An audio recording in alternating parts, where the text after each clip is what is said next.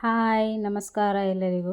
ಇವತ್ತು ಟೇಸ್ಟಿಯಾಗಿರೋ green chicken curry ಹೇಗೆ ಮಾಡೋದು ಅಂತ ತೋರಿಸ್ಕೊಡ್ತೀನಿ ಬನ್ನಿ. ಸಿಂಪಲ್ ಆ್ಯಂಡ್ ಟೇಸ್ಟಿ ಚಪಾತಿ ಅನ್ನಕ್ಕೆಲ್ಲದಕ್ಕೂ ಚೆನ್ನಾಗಿರುತ್ತೆ. So welcome to my channel Chaitra creations hub. ಯಾರ್ಯಾರೇನು ಸಬ್ಸ್ಕ್ರೈಬ್ ಮಾಡಿಲ್ಲ please do subscribe and follow.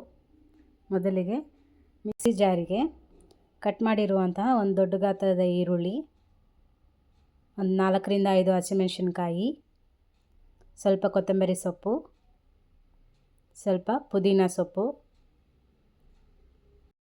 1 ಸ್ಪೂನಷ್ಟು ಶುಂಠಿ ಬೆಳ್ಳುಳ್ಳಿ ಪೇಸ್ಟ್ ಕೂಡ ಹಾಕಿ, ಜೊತೆಗೆ 4ರಿಂದ 5 ಗೋಡಂಬಿ ಕೂಡ ಹಾಕ್ತಾಯಿದ್ದೇನೆ.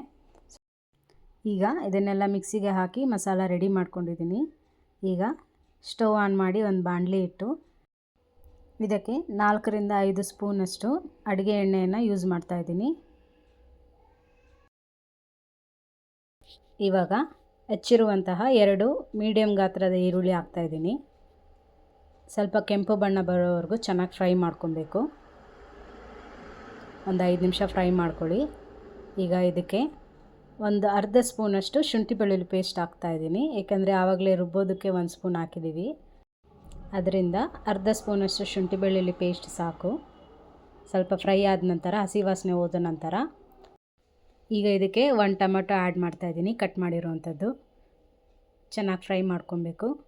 ಟೊಮೆಟೊ ಎಲ್ಲ ಮೆತ್ತಗಾಗೋವರೆಗೂ ಫ್ರೈ ಮಾಡಿಕೊಂಡು ಈಗ ಇದಕ್ಕೆ ತೊಳೆದು ಇಟ್ಕೊಂಡಿರುವಂತಹ ಚಿಕನ್ ಹಾಕ್ತಾಯಿದ್ದೀನಿ. ನಾನು 1/2 kg ಚಿಕನ್ ಯೂಸ್ ಮಾಡಿದ್ದೀನಿ. ನಾನಿಲ್ಲಿ ತೋರಿಸ್ತಾ ಇರೋದೆಲ್ಲದನ್ನು 1/2 kg ಆಗುವಷ್ಟು ತೋರಿಸ್ತಾ ಇದ್ದೀನಿ ಎಲ್ಲ ಪದಾರ್ಥಗಳನ್ನು. ಒಂದು 5 ನಿಮಿಷ ಎಣ್ಣೆಯಲ್ಲೇ ಚೆನ್ನಾಗಿ ಫ್ರೈ ಮಾಡ್ಕೊಳ್ಳೋಣ.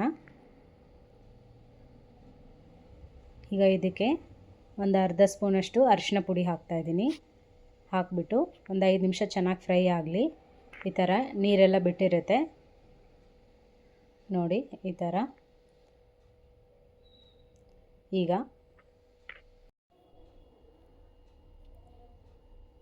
ಈಗ ಇದಕ್ಕೆ ರುಚಿಗೆ ತಕ್ಕಷ್ಟು ಉಪ್ಪು ಸೇರಿಸ್ಕೊಳ್ಳೋಣ. ಈಗ ರುಬ್ಬಿ ಇಟ್ಕೊಂಡಿರುವಂತಹ ಪೇಸ್ಟ್ ಕೂಡ ಹಾಕೋಣ. ಇದ್ರ ಜೊತೆಗೆ ಧನಿಯಾ ಪೌಡರ್ ಕೂಡ ಒಂದು 2 ಸ್ಪೂನಷ್ಟು ಹಾಕ್ತಾಯಿದ್ದೀನಿ. ಇದು ಮನೆಯಲ್ಲೇ ಮಾಡಿರುವಂಥ ಧನಿಯಾ ಪೌಡರ್. ನೀವು ಅಂಗಡಿದು ಕೂಡ ಯೂಸ್ ಮಾಡ್ಕೊಬೋದು, ರೆಡಿಮೇಡ್ ಪೌಡ್ರ್ ಕೂಡ. ಸೊ ಇವಾಗ ಚೆನ್ನಾಗಿ ಸ್ವಲ್ಪ ಮಿಕ್ಸ್ ಮಾಡಿಬಿಟ್ಟು 5ರಿಂದ 10 ನಿಮಿಷ ಚೆನ್ನಾಗಿ ಚಿಕನ್ನ ಬೇಯಲಿಕ್ಕೆ ಬಿಡೋಣ. ಹಸಿ ವಾಸನೆ ಎಲ್ಲ ಹೋಗುವವರೆಗೂ. ಹಸಿ ವಾಸನೆ ಎಲ್ಲ ಹೋಗಿ ಚಿಕನ್ ಎಲ್ಲ ಚೆನ್ನಾಗಿ ಬೆಂದಿದೆ. ಒಂದು ಸತಿ ಚೆನ್ನಾಗಿ ಮಿಕ್ಸ್ ಮಾಡಿಕೊಂಡು ಇವಾಗ 1 ಸ್ಪೂನ್ ಗರಂ ಮಸಾಲ, 1 ಸ್ಪೂನ್ ಮೆಣಸಿನ ಪುಡಿ ಅಂದರೆ ಪೆಪ್ಪರ್ ಪೌಡರ್, 1 ಸ್ಪೂನ್ ಜೀರಿಗೆ ಪುಡಿಯನ್ನು ಆ್ಯಡ್ ಮಾಡಿದ್ದೀನಿ.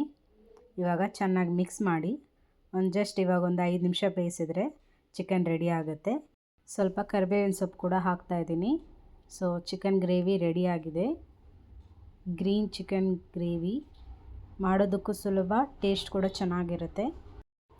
ನೀವು ಸಹ ಮನೆಯಲ್ಲಿ ಒಂದು ಸತಿ ಟ್ರೈ ಮಾಡಿ ಟೇಸ್ಟ್ ಹೇಗಿದೆ ಅಂತ ನನಗೆ ಕಮೆಂಟ್ನಲ್ಲಿ ತಿಳಿಸಿ. Thank you.